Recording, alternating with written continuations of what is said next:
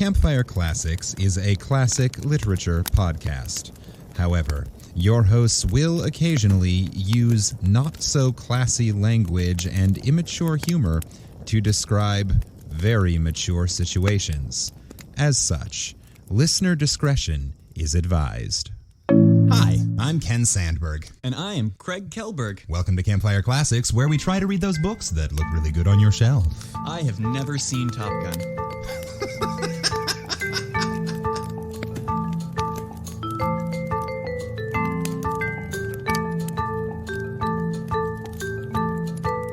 Just an interesting fact. I like it. I do appreciate... something I've noticed that this podcast doesn't have enough of is total non sequiturs. I like that. So here's what we're going to do. Mm-hmm. You've seen clips of Top Gun, right? I think so. Do you know who's in Top Gun? It's Tom Cruise and maybe Val Kilmer. That is correct. Yes. All right, great. So here's what we're going to do.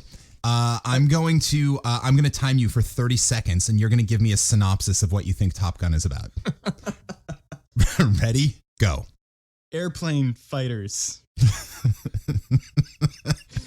Literally, I think the only clip I have seen from it that I know is at some point Tom Cruise and Val Kilmer are walking down the deck of an aircraft carrier. Aircraft carrier. Thank you. And they knock helmets together. Okay, yeah, that happens. That is literally the only thing. Also, a while ago there was That's your 30 seconds. Perfect. It is an okay movie. It's a very well-known movie. It is. But it's one of those that just kind of slipped through the cracks. It didn't though. Is for the thing. For me. Oh, it slipped through your cracks. Just one. Just it slipped through your crack? Yeah. Oh my, you should get that looked at. Right. Maybe try to seal it shut. That sounds unhealthy. All right. Well, just take a closer look at everything going through your crack. I will not. We're off to a blazing start. So, hey, listener, welcome to Campfire Classics, not a Top Gun podcast, sometimes a poop podcast, but typically a literature podcast. You may have noticed that this week we've got a familiar but not regular voice on the podcast. Please welcome Brack. Please welcome back my brother, Craig. Hello, everyone. Thank you for listening. Thank you. No, that's good. I want to hear you keep riffing on that. What? Hello, everyone. I'm happy to be here. That's what I was trying to say. No, I like thank you for listening. Dear listener, if you're listening, and you obviously are, thank you. It came very close to coming out. Thank you for be here. Thank you for the bees. How you doing? I am exhausted. Yeah. Yeah. Yeah. That's just that, Your baby's gotten bigger. Yeah. Which does not necessarily mean you're sleeping more. It does not. I think I am actually sleeping more. But I think I went so long without any sleep that it's, there's some catch-up time. Yeah. For playing in catch-up.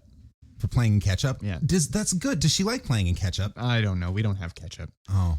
Do you have any condiments? She likes playing in her food, which is often the consistency of ketchup. Oh, good. So I'm sure she would like playing in She'd ketchup. probably like playing in ketchup. Yeah. I feel like the smell would be strange. Ketchup has a weird smell once you let it dry out a little bit. I have never noticed that. Really? Mm-mm. Oh, you never... Wait, no, you worked in restaurants. I worked in restaurants. What's your excuse then? Ketchup gets spilled on tables all the time and dries out and starts to smell. When I worked in restaurants, I was a heavy smoker.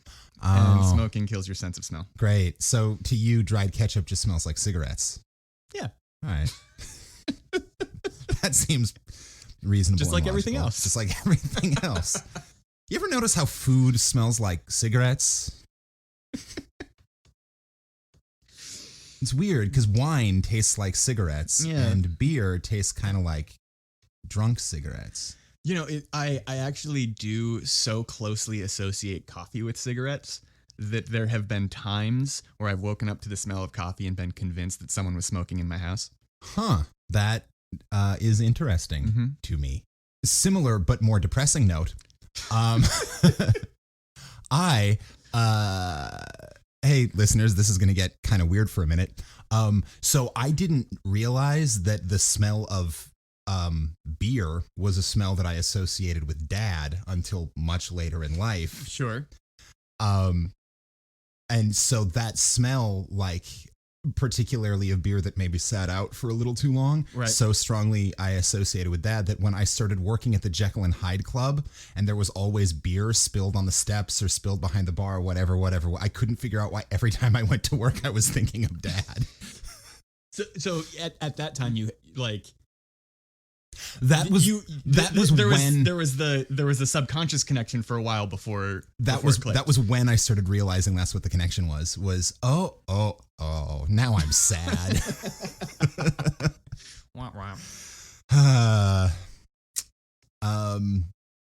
So that's a chipper little thing to bust into. Yeah. Hey listeners, this is a comedy podcast. Oh. So this is addiction. Whee! So this is addiction. We've covered caffeine, nicotine, and alcohol. Anything else you want to? I'll stay away from the anything illegal. Stay away from anything illegal. All right. On Fair enough. On the airwaves. I have this irritating addiction to water. Oh yeah. You know, I feel like if I go a whole day without drinking it, my head starts pounding. It really. It's I mean, not good. you just got to go cold turkey. You think? Yeah, push through it. Cool. I think after 3 days you'll be good. Have you found anything replaces it well? Cigarettes, coffee, beer.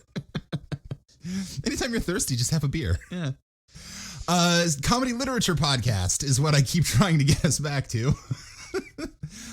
Here at Campfire Classics, we read short stories that we pull for you out of the public domain. We cold read them sight unseen, which means what you're hearing is our first attempt to read this damn story. So you're gonna catch a lot of strange character choices and improvised dialects, and frankly, along the way, we tend to laugh at things that weren't penis jokes 100 years ago when the story was written, but they are now. Or maybe they were. Something I do. That's a good point. Sometimes I gloss over the fact that authors were just as filthy back then. Shakespeare is basically one running penis joke. Yeah. Mozart wrote a song called "Lick My Asshole." He did. He wrote a piece. Mozart didn't write songs.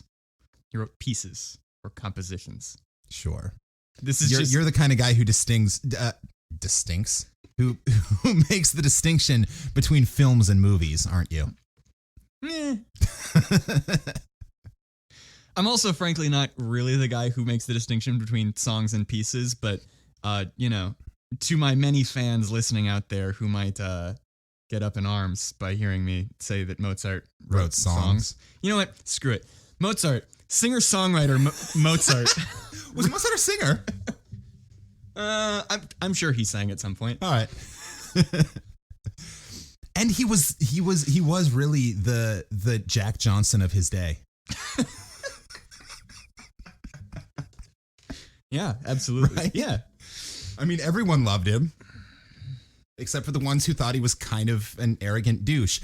I take it back. He was the John Mayer of his day. Ooh, yeah, that's great. Better, right? Yeah. Yeah, Mozart and John Mayer, basically the same guy. Pretty much. Who do you think would be more offended by that comparison? I think my music professor from college would be... I think every music professor from every college would be the most offended by that statement. Oh, so welcome to Campfire Classics, where we attempt to offend music academia. Woo! Yeah. So this week I have selected a story that Craig is going to attempt to read sight unseen. But first, I'm going to give a little bit of background information, some fun facts about the author. This week's author is known for his horror, mystery, and supernatural short stories. He is best remembered for his work in Weird Tales magazine, his close friendship with H.P. Lovecraft, and for being a dead ringer for Freddy Krueger. Clifford Martin, better known as CM Eddy Jr. Seriously, though, look at this picture. The picture of this guy. Yeah, I can see that. Right? Mm-hmm. Listeners, I'll post it on Instagram. It'll be part of this week's little preview image or whatever. But like, seriously, he looks like Freddy Krueger is trying to play Mr. Rogers. Right? Yeah. Anyway, he was born in Rhode Island in 1896, and by all accounts, he had a fairly ordinary upbringing. He went to Classical High School in Providence. It was an all-boys school at the time, but what does classical high school mean? It's not a classical high school. It was the name, like Jefferson High School, Thomas High School, okay, classical high school. Got it. Yeah. As a child, he loved to read and write. As an adult, he became more interested in mythology and the occult.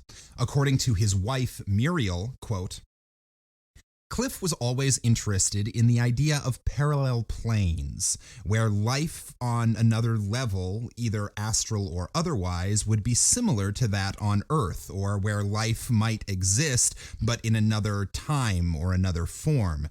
He was also fascinated by the themes of teleportation, vampirism, ghosts, and the mystery of unexplained phenomena. He spent hours in the library researching the unusual, the unique, the bizarre.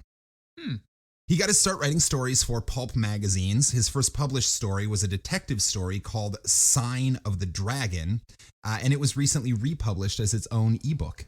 Do you think he played Dungeons and Dragons?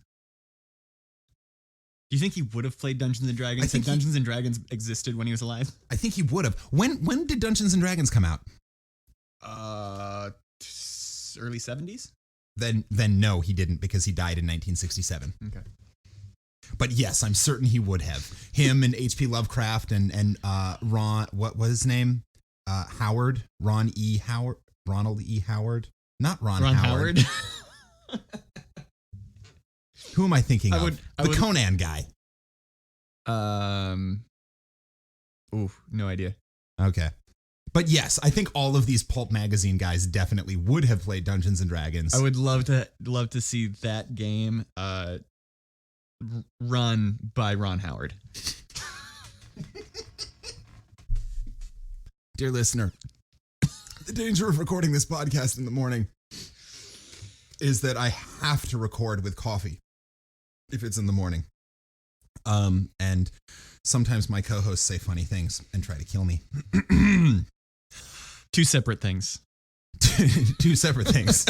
Completely separate issues.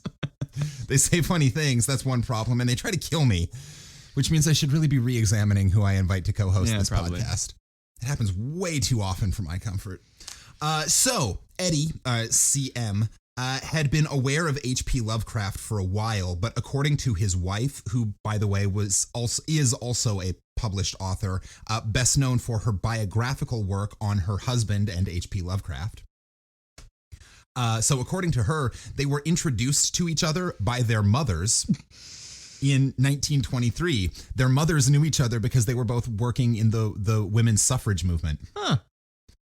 That's awesome. It's kind of awesome, but it's also kind of silly to think of like H.P. Lovecraft at 27 or 28 getting set up on a play date by his mom. Right. So these two guys worked together on a bunch of projects. They often edited each other's writings. They both found a wide audience and lots of success in mystery and supernatural horror. In November of 1923, Eddy and Lovecraft went out to find a place called the Dark Swamp, which Lovecraft had heard rumors about. It was supposed to be in Connecticut somewhere. Okay. They never found it, but the legends surrounding the place inspired stories from both of these guys. That's awesome. I love how it wasn't just the fantasy thing in their minds for them. I love how much these guys lived their creepy. These dudes went all things. in. Yeah. Well, it's actually very reminiscent of A lot of the authors from like 50 years earlier, from the mid 1800s that we've read over in England, were part of like supernatural investigation guilds. Yeah. So I love how often that seems to be true, that authors are living the shit that they're writing about. Right. So Eddy also worked as a proofreader for a publishing company. And for 25 years, he worked as a theatrical booking agent, promoting shows that featured a bunch of famous vaudevillians and performers of the early 20th century. It's a living. It's a living. He died in 1967, just before Dungeons & Dragons came out, at 71 years old, and he was survived by his wife and their 3 children. I bet his kids play Dungeons & Dragons. Oh, I have no doubt.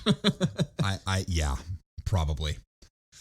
So today, Craig, you will be reading a story from the April 1924 edition of Weird Tales called The Ghost Eater. Ooh. Let's start this fire.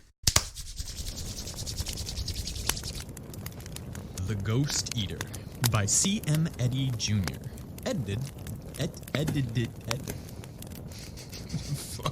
This is going really well. Do you want to do some vocal warm-ups before we start? La la la. All right. Oh, I was thinking articulator shit, but... No. Articulation is overrated. Articulation is what you're struggling with. The lips, the teeth, the tip of the tongue. The lips, the teeth, the tip of the tongue. No, you haven't.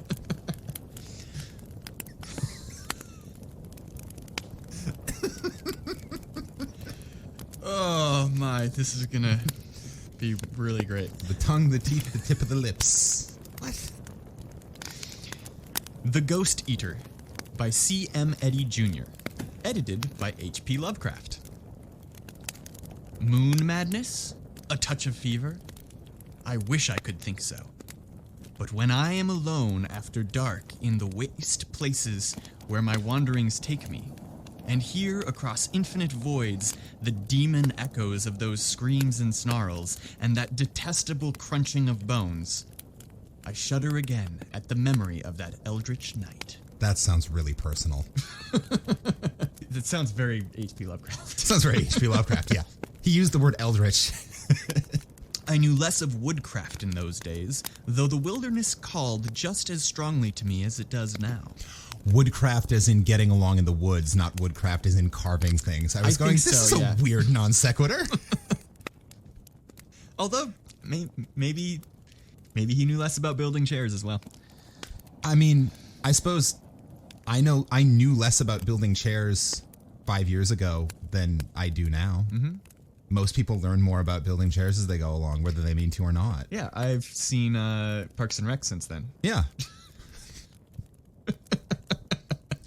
Up to that night, I had always been careful to employ a guide, but circumstances now suddenly forced me to a trial of my own skill. It was midsummer in Maine, and despite my great need to get from Mayfair to Glendale by the next noon, I could find no person willing to pilot me. Well, it's because that Mayfair to Glendale route is so dangerous. Yeah. And he's not a very seaworthy craft. No. Not very spacious. Not a lot of room. Yeah. Roadworthy. Probably not seaworthy. I don't think there's a lot of travel by sea between... I mean... It might be a shoreline. It could be... I guess. It could be coastal town to coastal town. And he's just not inflatable enough. Wait. Something about full of hot air. It could be... he could be a balloon. Hot air balloon needs a pilot. Yeah.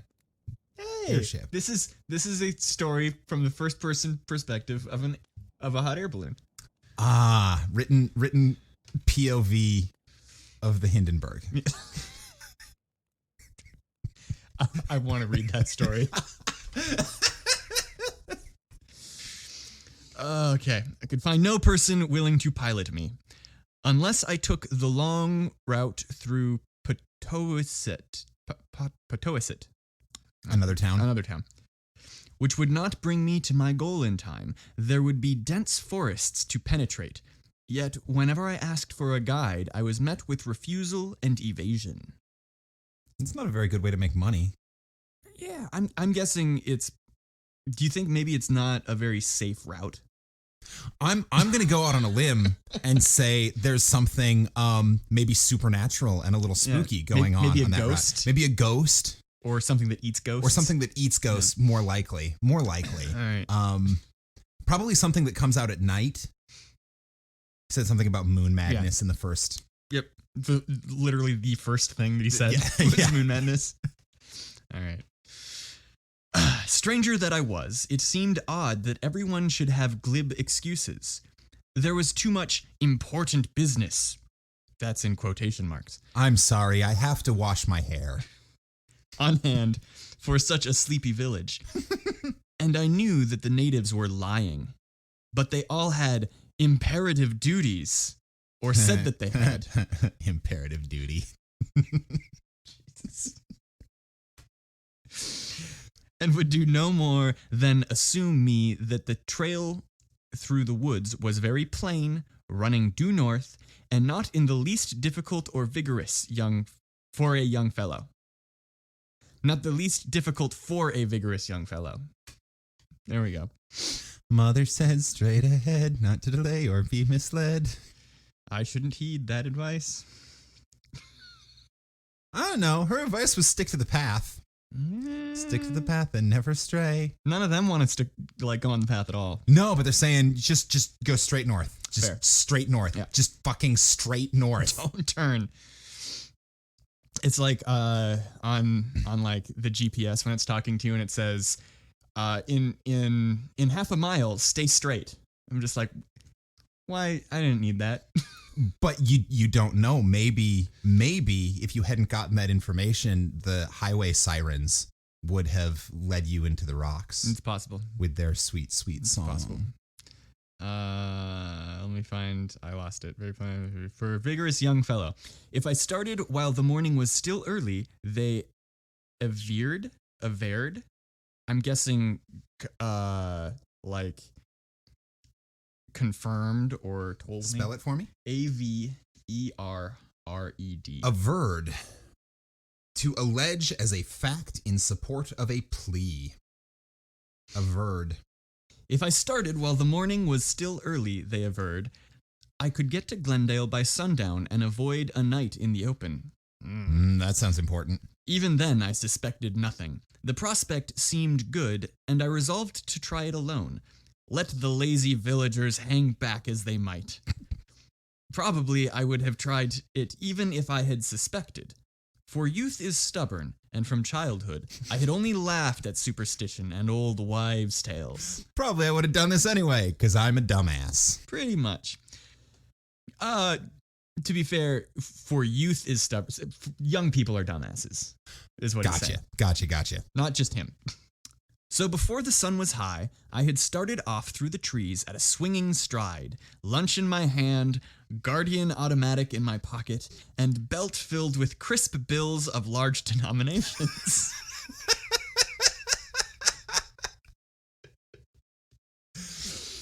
They all warned me not to get caught out after dark, so I set out just before lunchtime with a picnic, a gun, and a thick-ass wad of cash.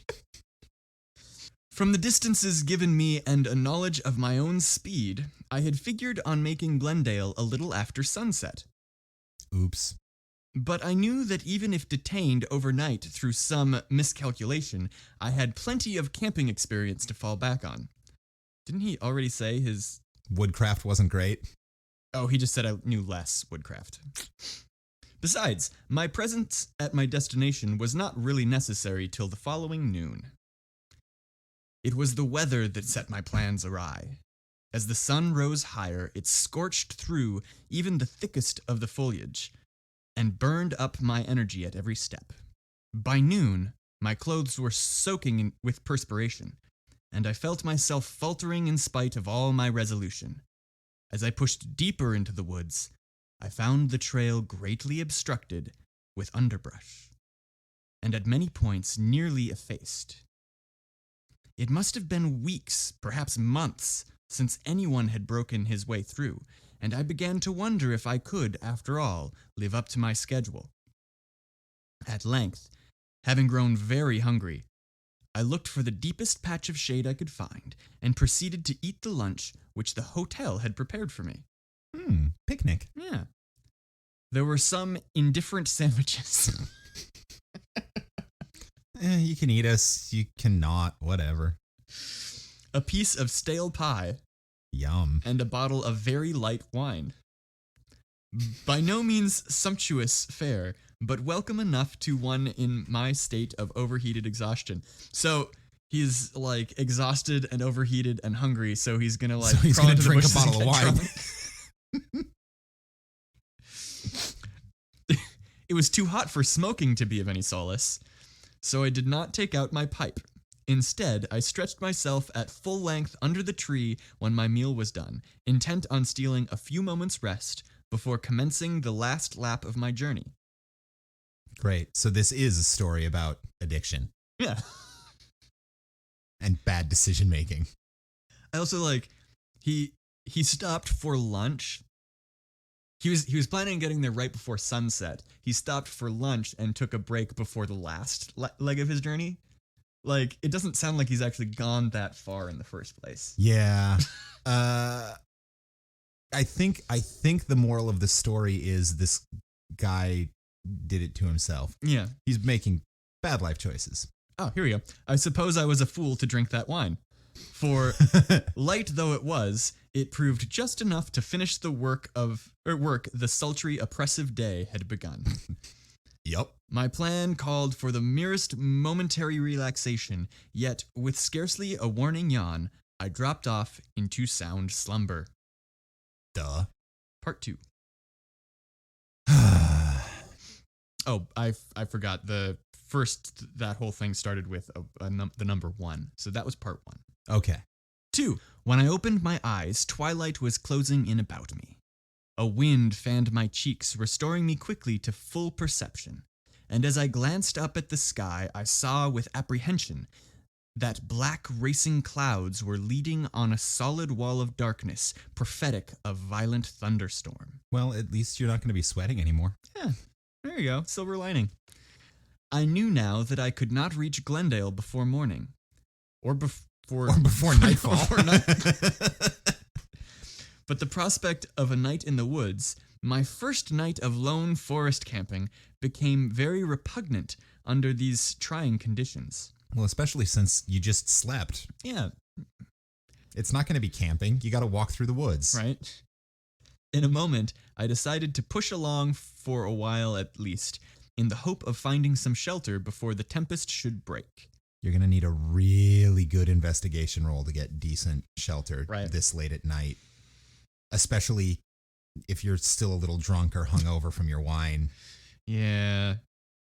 Yeah. There's probably not a hotel. No. Or a truck stop. I'm guessing. If there were, I'm guessing the villagers would have just said, Go to the truck stop. Go to the truck stop. Darkness spread over the woods like a heavy blanket. The lowering clouds grew more threatening, and the wind increased to a veritable gale. A flash of distant lightning illuminated the sky, followed by an ominous rumble that seemed to hint of malign pursuit. Malign Pursuit is going to be the name of my next band. I like it. Yeah, that's a good. I like name.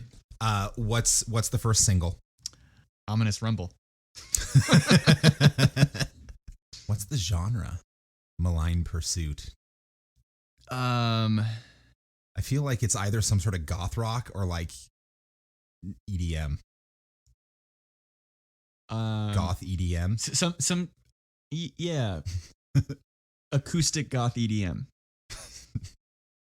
Don't think about it too hard. For the record, you now have 1 month to record an acoustic electronic dance music album. Goth electronic dance music. Acoustic goth electronic dance music. Sorry, not an album. I want one song out of you in the genre acoustic goth electronic dance music. I like the idea. I think it'd be great. All right, I'll work on it. Great. Yeah. Oh yeah, we'll play it here. Yeah. Can throw it up on the Patreon. All right. Then I felt a drop of rain on my outstretched hand, and though still walking on automatically, resigned myself to the inevitable. Another moment, and I had seen the light of a window through the trees and the darkness. Eager for shelter, I hastened toward it. Would to God I had turned and fled. Bum, bum, bum. I don't know if that's a successful investigation check or a failed investigation check, given the last sentence. Well, successful investigation, because you found something. Now, what happens next, that's less about a role and more about just general decision making. Yeah, I think this is going to go well for the Ghost Eater. I'm going to say he's the Ghost Eater. You think he's the Ghost Eater? The narrator? No, but I'm going to say it anyways. Okay. I think you already did. You don't have to announce it. You can just say it. All right. He's the Ghost Eater. He's the Ghost Eater. There was a sort of imperfect clearing, on the farther side of which, with its back against the primeval wood, stood a building. I had expected a shanty or log cabin, but stopped short in surprise when I beheld a neat and tasteful little house of 2 stories. Some 70 years old by its architecture, yet still in a state of repair, betokening the closest and most civilized attention. Betokening. I like that. I like that. I don't think I've ever heard that. No, but you know what it means immediately. Yeah. That's cool. I like that. I like when writers make up words that make sense. Yeah. Through the small panes of one of the lower windows, a bright light shone, and toward this, spurred by the impact of another raindrop, I presently hurried across the clearing. Dude afraid of rain? Sounds to me like you got much bigger problems out there. He's one of those aliens from Signs. Spoilers. You can throw a spoiler. I'll have to put up a spoiler alert. Yeah. I presently hurried across the clearing, rapping loudly on the doors as soon as I gained the steps. With startling promptness, my knock was answered by a deep, pleasant voice, which uttered the single syllable, "Come." Pushing open the unlocked door, I entered a shadowy hall lighted by an open doorway at the right, beyond which was a book-lined room with a gleaming window. As I closed the outer door behind me, I could not help noticing a peculiar odor about the house, a faint, elusive, scarcely definable odor which somehow suggested animals. My host, I surmised, must be a hunter or trapper, with his business conducted on the premises. The man who had spoken sat in a capacious easy chair beside a marble-topped center table, a long lounging robe of gray swathing his lean form. My God. He didn't leave his chair, he just beckoned him inside, and you walk in and see this dude just sitting on a comfy chair. It's a great look. I'm thinking this is a person who lives for the dramatic reveal. Right. It's like someone who spends all their time in their office in a swivel chair just so when you walk in, they can turn it around at the right moment. Yep. Classic. I like him. This guy, I think we'd be friends. Yeah, I think he's the protagonist here. Yeah. The light from a powerful Argand, that one I don't know. I'm guessing it's a type of gas because it's Argand Lamp. Argand. The Argand Lamp is a type of oil lamp invented in 1780 by Aim Argand. Its output is 6 to 10 candelas brighter than that of earlier lamps. Its more complete combustion of the candle wick and oil than in other lamps required much less frequent trimming of the wick. I think my brain combined it, just reached out and went, Argand, Argon. Argon is a gas. It's probably the fuel. Nope, Argand. The guy's last name. The guy's last name. Cool. François Pierre Amédée Argand. Perfect. He's French, so it might be Argand, not Argand. Perfect. The light from a powerful Argand lamp threw his features into prominence, and as he eyed me curiously, I studied him in no less detail. He was strikingly handsome, with thin, clean-shaven face, glossy flaxen hair neatly brushed, long, regular eyebrows that met in a slanting angle above the nose, shapely ears set low and well back on the head, and large, expressive gray eyes, almost luminous in their animation. This dude's an anime character. Right? This is where anime started. I'm just like, oh yeah, read absolutely. that description again. Yeah. This dude's an anime character. Yep. Absolutely.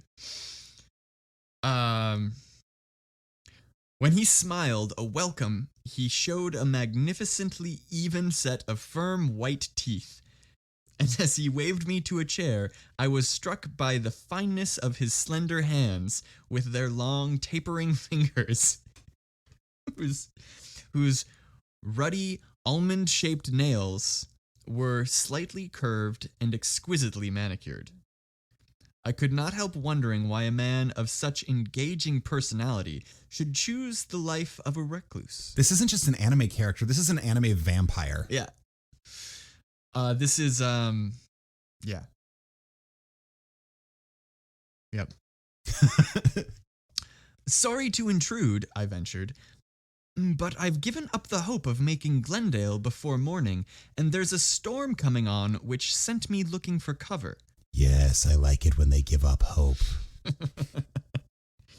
As if to corroborate my words, there came at this point a vivid flash, a crashing reverberation, and the first breaking of a torrential downpour that beat maniacally against the windows. My host seemed oblivious to the elements, and flashed me another smile when he answered.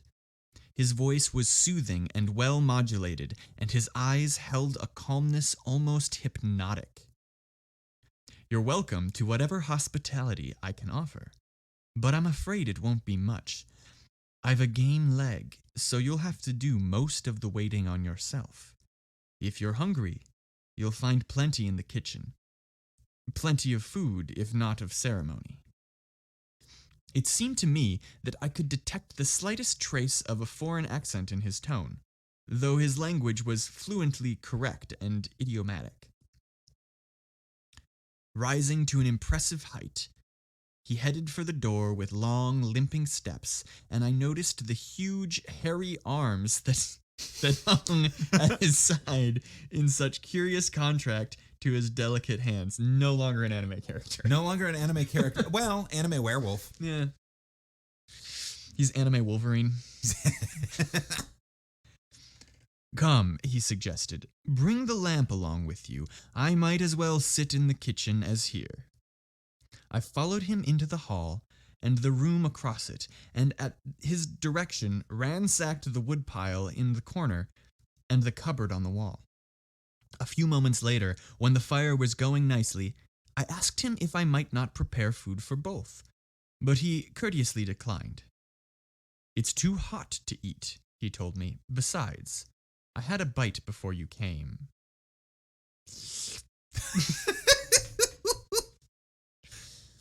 I added that last part. Totally improvised. That was good. That was good. I liked it.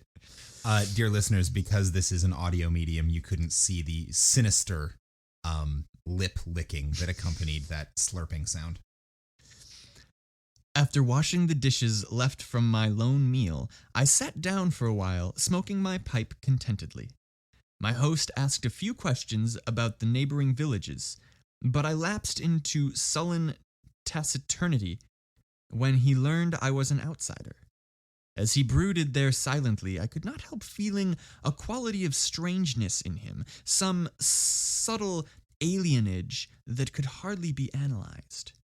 I was quite certain, for one thing, that he was tolerating me because of the storm rather than welcoming me with genuine hospitality. Okay. I mean, I feel like in like modern society, it seems weird to be weirded out by the fact that this stranger whose house you walked into isn't like super excited to have you there. Yeah. But like I feel like even then a stranger walks into your house in the middle of the night. Right. You like, yeah, you're more likely to be nice to them if it's like, okay, I get it, it's shitty weather out there, than if it's like, clear skies, nice night, go for a walk. Dude, what are you doing here? Right. As for the storm, it seemed almost to have spent itself. Outside, it was already growing lighter, for there was a full moon behind the clouds, and the rain had dwindled to a trivial drizzle. Perhaps, I thought, I could now resume my journey after all, an idea which I suggested to my host. Better wait till morning, he remarked. You say you're afoot, and it's a good 3 hours to Glendale. I've 2 bedrooms upstairs. Upstairs? Hey, buddy, where are you from? That was the hint of a foreign accent. He's Southern. I've 2 bedrooms. I have 2 bedrooms upstairs, and you're welcome to one of them if you care to stay. There was a sincerity in his invitation which dispelled any doubts I had held regarding his hospitality, and I now concluded that his silences must be the result of long isolation from his fellows in this wilderness. After sitting without a word through 3 fillings of my pipe, I finally began to yawn. It's a lot of smoking. It is. It's been rather a strenuous day for me, I admitted, and I guess I'd be making tracks for bed. I want to be up at sunrise, you know, and on my way. My host waved his arm toward the door, through which I could see the hall and the staircase. Take the lamp with you, he instructed. It's the only one I have, but I don't mind sitting in the dark, really. Half the time I don't light it at all when I'm alone. Oil is so hard to get out here, and I go to the village so seldom. Your room is the one on the right, at the head of the stairs. Taking the lamp and turning in the hall to say good night, I could see his eyes glowing almost phosphorescently in the darkened room I had left. And I was half reminded for a moment of the jungle and the circles of eyes that sometimes glow just beyond the radius of the campfire. Then I started upstairs. Sweet dreams. Ooh. As I reached the 2nd floor, I could hear my host limping across the hall to the other room below, and perceived that he moved with owlish sureness despite the darkness. Owlish sureness. That's a good tongue twister. Owlish sureness. Owlish. Yeah. It's also the title of your 2nd single. Yeah, there it is. Truly, he had but little need for the lamp. The storm was over, and as I entered the room assigned me, I found it bright with the rays of a full moon that streamed on the bed from an uncurtained south window. Blowing out the lamp and leaving the house in darkness but for the moonbeams, I sniffed at the pungent odor that rose above the scent of the kerosene, the quasi-animal odor I had noticed on first encountering the place. I crossed to the window and threw it wide, breathing deep of the cool, fresh night air. When I started to undress, I paused almost instantly, recalling my money belt still in its place about my waist. Possibly, I reflected, it would be well not to be too hasty or unguarded, for I had read of men who seized just such an opportunity to rob and even to murder the stranger within their dwelling. So, arranging the bedclothes to look as if they covered a sleeping figure, I drew the room's only chair into the concealing shadows, filled and lighted my pipe again, and sat down to rest or watch as the occasion might demand. So he's pulling the Hobbits trick from Fellowship. I'm going to say I would not stay somewhere willingly if I felt like I needed to make it look like someone was sleeping in my bed in case they stabbed me. I would just opt out. I would just leave. Just escape out the window. Yeah. Be like, you know what? I can just walk. You know, I think I'm good. Yeah. Part 3. I'm not going to sleep great tonight anyway. I may as well not sleep great on my feet. Part 3. I could not have been sitting there long when my sensitive ears caught the sound of footsteps ascending the stairs. Mm-hmm. All the old lore of robber landlords rushed on me afresh, when another moment revealed that the steps were plain, loud, and careless, with no attempt at concealment, while my host's tread, as I had heard it from the head of the staircase, was a soft limping stride. Shaking the ashes from my pipe, I slipped it in my pocket.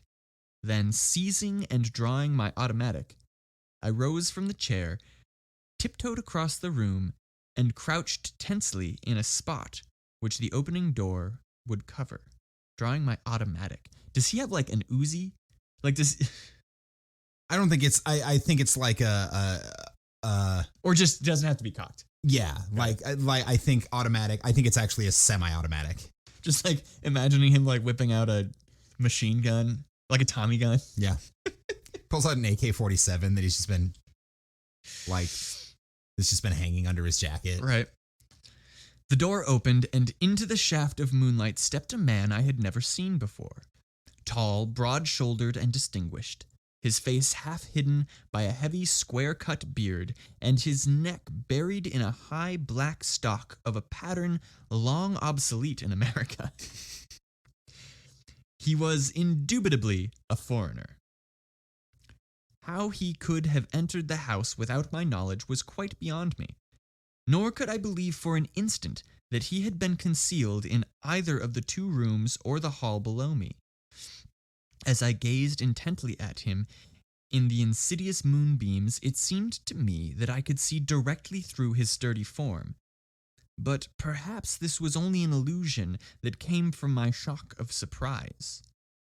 Noticing the disarray of the bed, but evidently missing the intended effect of occupancy, the stranger muttered something to himself in a foreign tongue and proceeded to disrobe. What?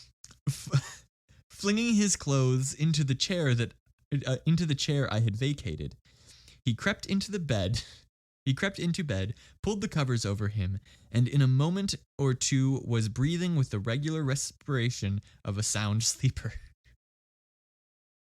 All right. That's weird. My first thought was to seek out my host and demand an explanation. But a second later, I deemed it better to make sure that the whole incident was not a mere delusive after effect of my wine-drugged sleep in the woods. I still felt weak and faint, and despite my recent supper, was as hungry as if I had not eaten since that noonday lunch. I crossed to the bed, reached out, and grasped at the shoulder of the sleeping man. Then, barely checking a cry of mad fright and dizzy astonishment, I fell back with pounding pulse and dilated eyes, for my clutching fingers had passed directly through the sleeping form and seized only the sheet below. Ooh. A complete analysis of my jarred and jumbled sensations would be futile. The man was intangible, yet I could see him there, hear his regular breathing, and watch his figure as it half turned beneath the clothes.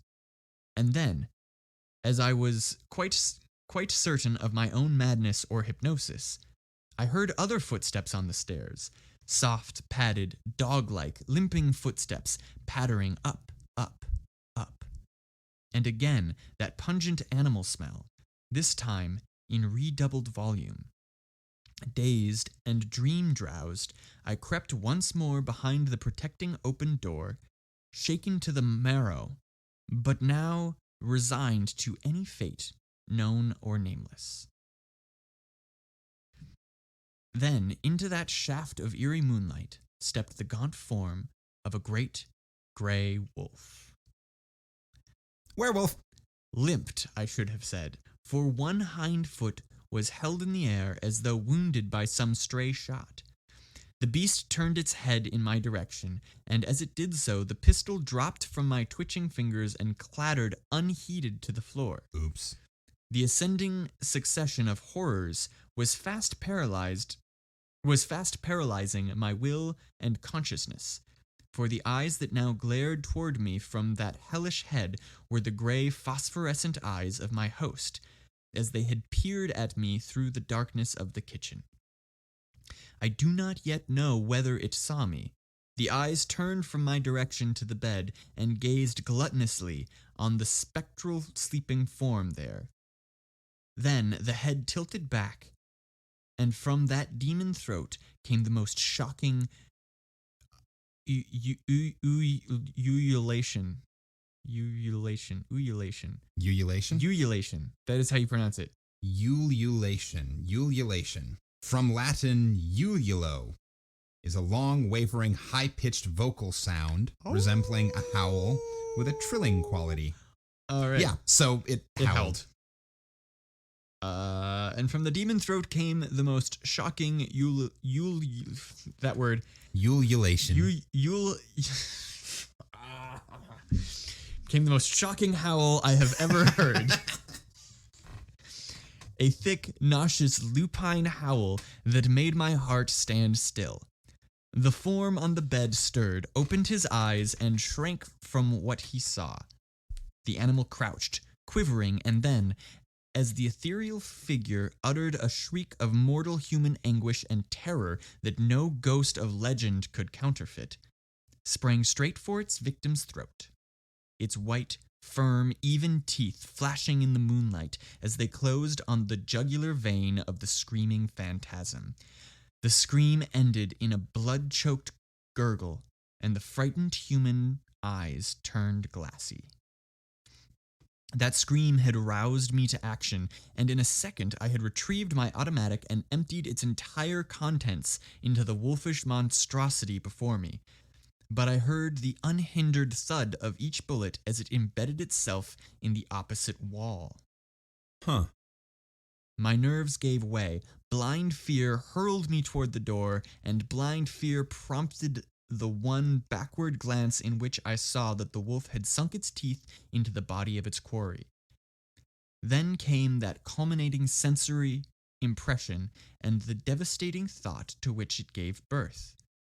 This was the same body I had thrust my hand through a few moments before, and yet as I plunged down that back nightmare staircase, I could hear the crunching of bones. I'm gonna go out on a limb, and this is just a wild speculation. Right. And say that the wolf is the ghost eater. I'm not convinced, but I see why you would think that. Okay. Part 4. How I found the trail to Glendale, or how I managed to traverse it, I suppose I shall never know. I only know that sunrise found me on the hill at the edge of the woods, with the steepled village outspread below me, and the blue thread of the Catawba sparkling in the distance. River. A river. Yeah. Hatless, coatless, ashen-faced, and as soaked with perspiration as if I had spent the night abroad in the storm. I hesitated to enter the village till I had recovered at least some outward semblance of composure. At last, I picked my way down the hill and through the narrow streets with their flagstone sidewalks and colonial doorways till I reached the Lafayette House, whose proprietor eyed me askance. "Where from so early, son? And why the wild look?" "I've just come through the woods from Mayfair." "You came through the Devil's Woods? Last night and alone?"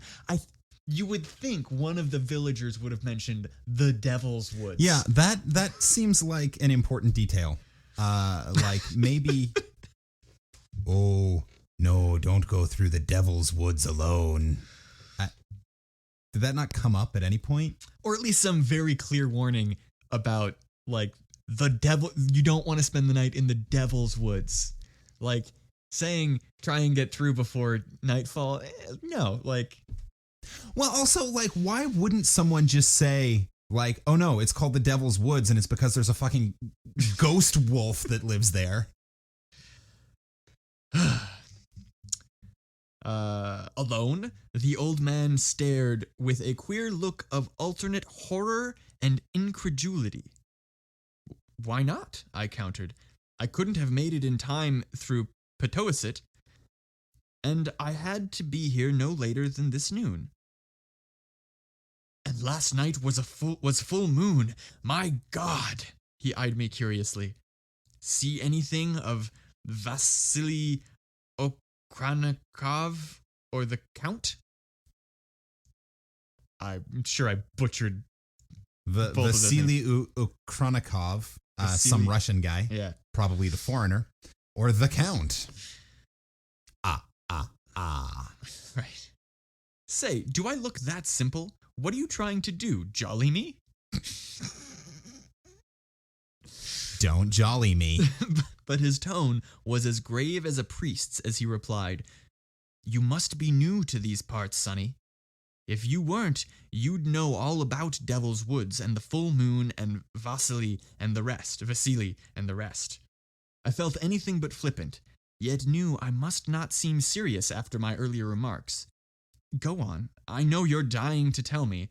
I'm like a donkey, all ears.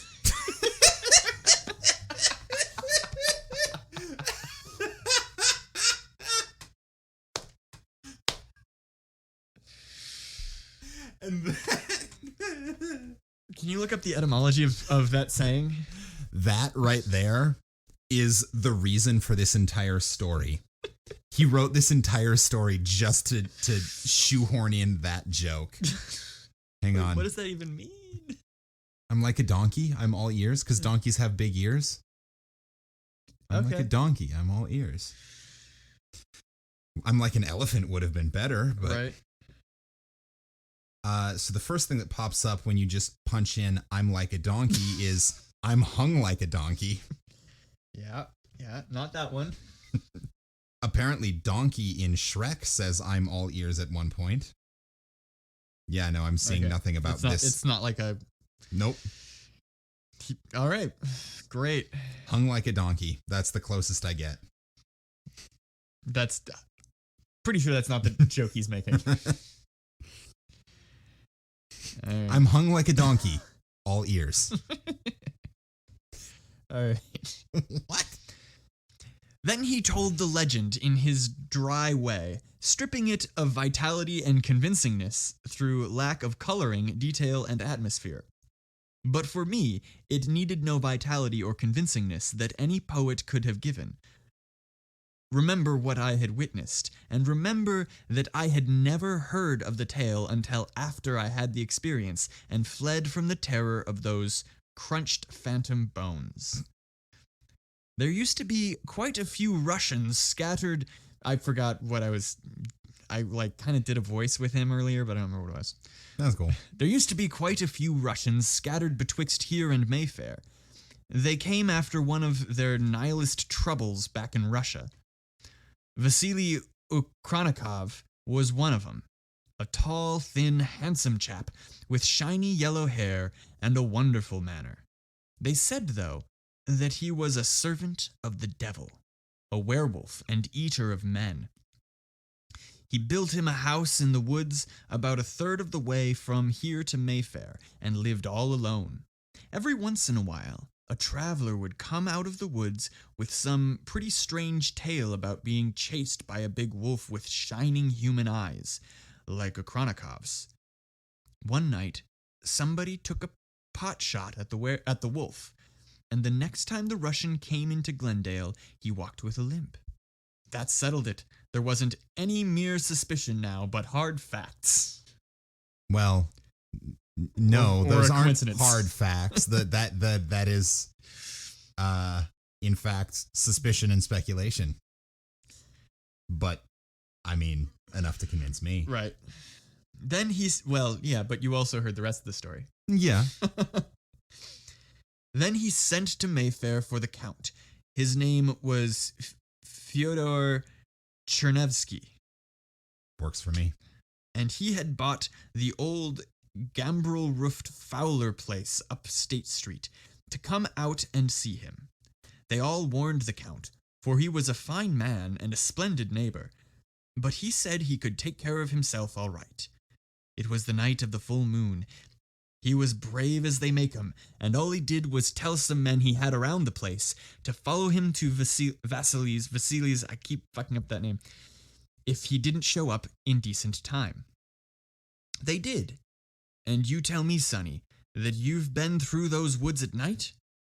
Sure, I tell you. I tried to appear nonchalant. I'm no count, and here I am to tell the tale. But what did the men find at Ukranikov's house? They found the Count's mangled body, Sonny, and a gaunt gray wolf hovering over it with blood-slavering jaws. You can guess who the wolf was, and folks do say that at every full moon. But, Sonny, didn't you see or hear anything? Not a thing, Pop. And say, what became of the wolf? Or Vasily Ukranikov? Why, son, they killed it. Filled it full of lead and buried it in the house, and then burned the place down. You know, all this was 60 years ago, when I was a little shaver. A little shaver?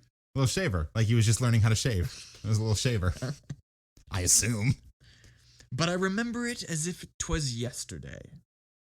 I turned away with a shrug of my shoulders. It was all so quaint and silly and artificial in the full light of day.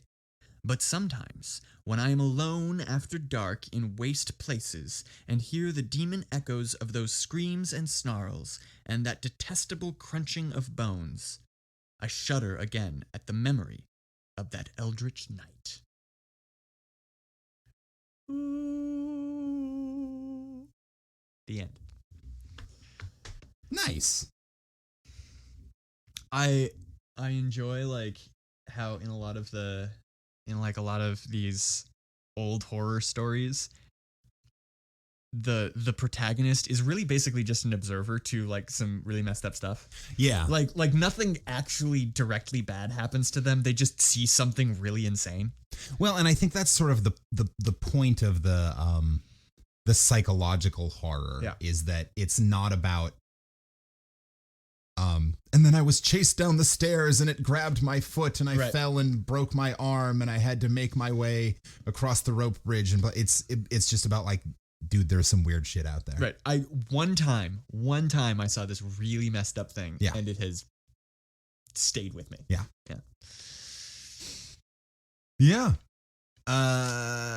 Good one. Weird. It is interesting though that like in retrospect you're looking at it and going, well, all you witnessed was you basically witnessed the reruns. Yeah. There was like, you were fine, dude. This was murder in syndication. Right. Like what? You saw the instant replay. Yeah. Not even that instant. It happened 60 years ago. It's true. Like they're probably bored of replaying the same scene over and over again. That's got to be the worst thing about being this kind of ghost, that like you don't even get to spook people with new things. Right. You're doing the same scene over and over again, playing the same character, doing it's like how Kelsey Grammer must have felt by the end of Frasier. Right. Yeah. Favorite moment from Frasier? In like one of the very last seasons, one of the characters from Cheers guest stars, and at some point Frasier, I don't remember the lead up to it, but at some point Frasier says to that character, "Do you have any idea what it's like to play the same character day after day for 20 years?" I see, or something like that. Yeah, I feel like I know the episode you're talking about, and I feel like it's because like they're talking about a children's entertainer who's been doing like the same show, the same character in a show for not Frasier doesn't say that. Someone says it to Frasier. But but they're talking about there's a children's entertainer or someone in that episode. Yeah, I do remember. I don't remember the details, but yes, I remember that one. But yeah. They probably know their lines really well, though. They probably know their lines really well. I imagine sometimes the screaming in horror gets a little stale. Right. And the guy, the count, was clearly thrown off by like, someone's been sleeping in my bed. Yeah, so changes can be made to like... Changes can be made, but like you always know how it's going to end. Yeah. You know, the wolf's going to come in and eat me, and that sucks. What if you took the bed away, though? If you just like... If I walked in and just like threw the bed out the window, and he walked in and there was no bed. Maybe he'd just curl up on the ground? I don't know. How do you improvise with that? Like... Or maybe because he's a ghost, he could just lay down where the bed was and he'd float in the air. And like, to him, it would make no difference. He'd play the scene out the way he always does, right, regardless of what changes you make. Oh, that's sad. I'm going to go ahead and admit defeat. I think the wolf was probably the ghost eater. I think, yeah. Now that I've read the whole story, it seems... likely. It seems unlikely that the title character was the ghost eater because all he ate was indifferent sandwiches and stale pie. To be fair, the title character was definitely the ghost eater. The protagonist wasn't the ghost. The narrator, sorry. English is hard. Although, no, it could be the narrator because he ate food, but he was still hungry afterwards. Right? He came to the house and the werewolf guy said, "Here, eat some food." And he was like, "But I went to bed and it felt like I hadn't eaten anything." He ate ghost food. He ate ghost food. He is the ghost eater. I think they're both ghost eaters. All right. Perfect. Cool. So we're both right. That feels good. What do you think, listener? Who do you think was the ghost eater? What qualifies as a ghost eater? Do you have to be a ghost eating in order to be the ghost eater, or do you just have to eat something ghostly? And if that is the case, aren't we all ghost eaters? I don't really know what that means. I really don't know what that means. Anyway, let us know what you think about this episode, about this story, and about anything else you want to share with us. You can message us at any of the social media sites. Just look for Campfire Classics Podcast, or shoot an email to 5050artsproduction@gmail.com. 5050artsproduction is our sort of parent producing company, and I'd say they take care of us, but really it's the same us, it's the same them, it's all one group of people. But shoot us an email, let us know what you think, and when you send that email, somewhere in the subject line or body of the email, send us this week's secret passcode, which is indifferent sandwich. That's the first single. Indifferent sandwich.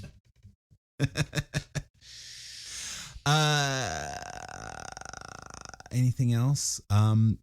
If you listened last week, you know that we are coming close to the time when Heather will be returning.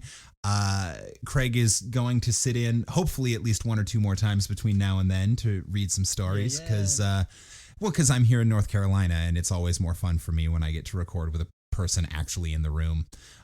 And then Heather will be back. Please help us reach 10,000 listens by then.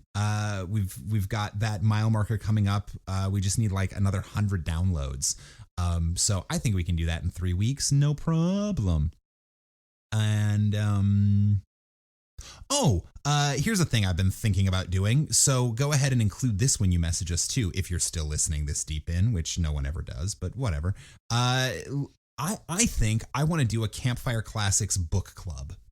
Ooh, and the way this is going to work is we will, whatever book we pick, we'll make sure there is both a PDF available for you to read, and either Heather or I will go ahead, or maybe both of us swapping chapters or something, we'll go ahead and record an audiobook version of a book, a longer form book. And then at some point down the road, we'll go ahead and just have a discussion. You can email us your thoughts on the book or questions you have or whatever. Maybe we'll try to have a guest or two on, and we'll just have a little book club episode, because I don't know. I think that sounds fun. Yeah. So if you agree, also in your messages or email or whatever, go ahead and send any recommendations you might have, ideas for books that you'd like to hear us discuss or discuss with us. That's all for me. Craig, anything to say before we sign off? Go watch Top Gun. And on that note, this has been Campfire Classics, where we try to read those books that look really good on your shelf.